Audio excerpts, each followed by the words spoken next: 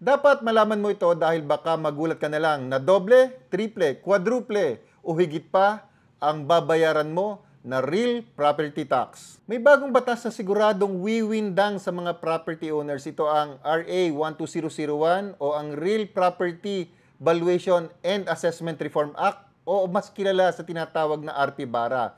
Ito was signed into law noong June 13, 2024. Para maintindihan ng lahat, sa current na sistema, ang fair market value ang ginagamit na basihan ng pag-compute ng amilyar o real property tax. Itong fair market value ay makikita natin sa tax declaration. Kung ikukumpara natin ang fair market value ay karaniwang mas mababa ito sa zonal value na ginagamit naman sa computation sa BIR. Isa ito sa dahilan kung bakit mayroong RP-BARA. Ang RP-BARA is a national reforms that updates and standardize the valuations nationwide.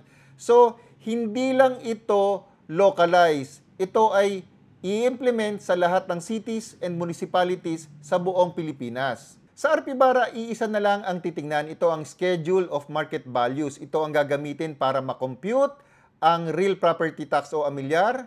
Ito ang gagamitin ng BIR para sa kanilang valuation. Ito rin ang gagamitin para makompute ang transfer taxes. At ito rin ang gagamitin ng government for acquisitions of private properties o yung tinatawag natin na expropriation. Ano naman ang magiging epekto ng RP-BARA? Sa gobyerno, obviously, ay tataas ang koleksyon nila ng buwis na hopefully naman ay magamit sa tamang pamamaraan at ang makinabang talaga ay ang taong bayan. Pero pagdating sa mga property owners, ang epekto nito ay ang pagtaas ng bayarin ng real property tax o amilyar.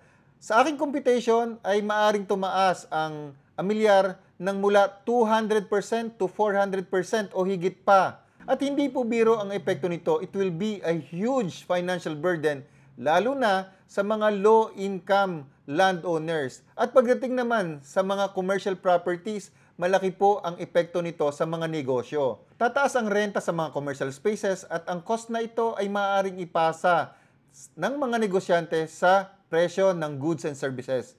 Ang tanong, meron pa po ba tayong magagawa dito? Ang sagot po ay meron. Sa batas po kasi nakasaad na ang LGU ay dapat mag-conduct ng 2 mandatory public consultations at dito sa Puerto Princesa City ay magkakaroon po ng public consultation via Zoom sa December 10, 2025 at 10 a.m. Ang tanong ko lang sa ating City Assessor's Office, bakit po ililimit natin sa 100 ang pwedeng umattend ng public consultation na ito? Di po ba this is a public consultation, so dapat open po ito para sa lahat ng tao. At isa pa, napakamura lang naman ng subscription sa Zoom para po mawala ang limit na 100. Isa pa, pwede po bang i-live natin ang Zoom meeting na ito para yung hindi makapasok sa Zoom meeting ay makapanood po ng public consultation na ito?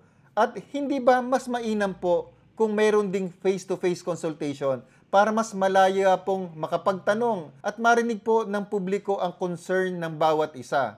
Ngayon, para naman po sa mga planong umattend o makaka-attend ng public consultation, ito po yung mga maaari nating itanong. Una, dapat nating questionin ang proposed schedule of market values. Ano ang ginamit na basis ng valuation?